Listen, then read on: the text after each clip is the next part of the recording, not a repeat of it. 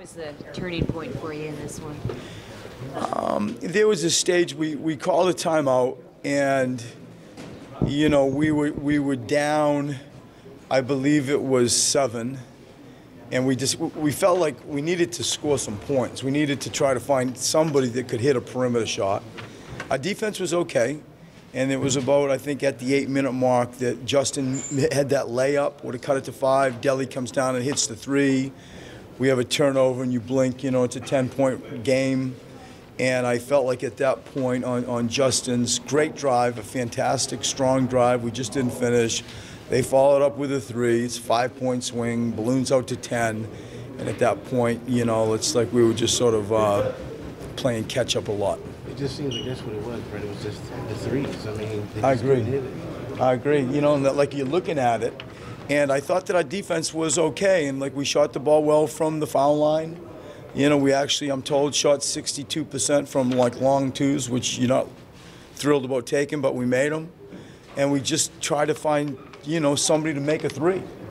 And we just couldn't find it. And you really, without Joel, we knew that if we were going to win, we needed a 3-point successful night. You needed to find points from somewhere.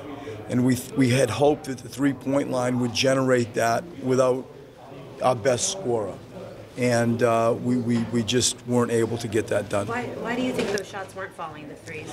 I don't know. I thought, some of it I give Milwaukee credit, them getting out to shooters. I think some of it was just, missing some open looks. Those nights happen.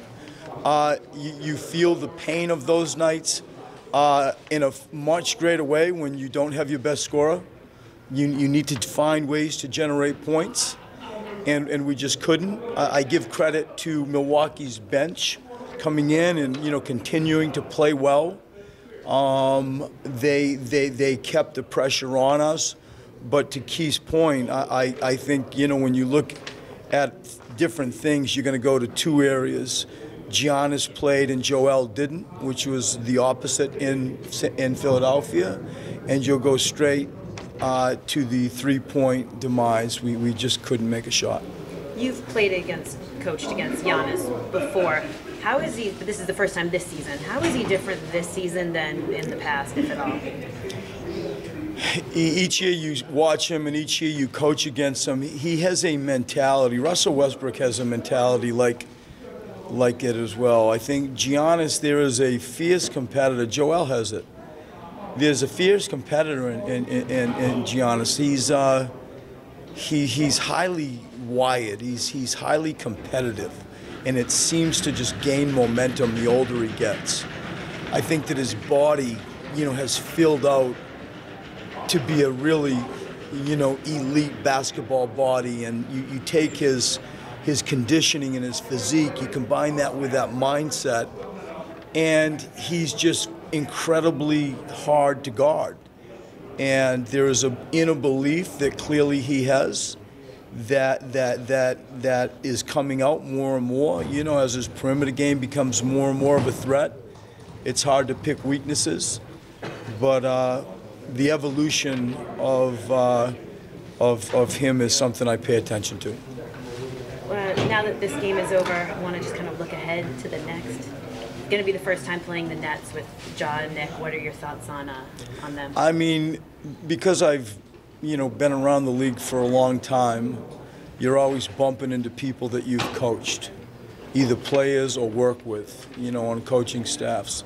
To go into Brooklyn and see Jahlil Okafor and Nick Stauskas, like I saw Jeremy Grant last night, and Matt Dellavedova for me tonight, on a different team, but same concept. You always wish them well. You're always happy to see them. They're good people. They love basketball. You hope along their path you help them out in some small way, and you enjoy just talking to them. And it'll be no different than that when I see Jahlil and Nick tomorrow. What stands out to you with Brooklyn? I mean, have you paid a lot? Oh yeah. I think that they play hard. They play downhill. They really, their offense is simple and spread. I respect it. They can put quick points and big points on the board. They too are trying to uncover some young guys and give them opportunities. This year they went a little bit deeper and, have spent money. The general manager is a very close friend of mine. Sean Marks I've known forever. And Kenny Atkinson was coach with my friend in Atlanta for many years. And so the coach and the GM well, and you get what they're trying to do. And I respect them from afar. They're really hard to guard. And on any given night, they can come in and whack big points on the board. And you better come ready to play because they really can score the ball. And we're going into New York with respect. We've lost 2 in a row. Our goal is to make the playoffs. And, we need to find a way to get back in the winning ways again.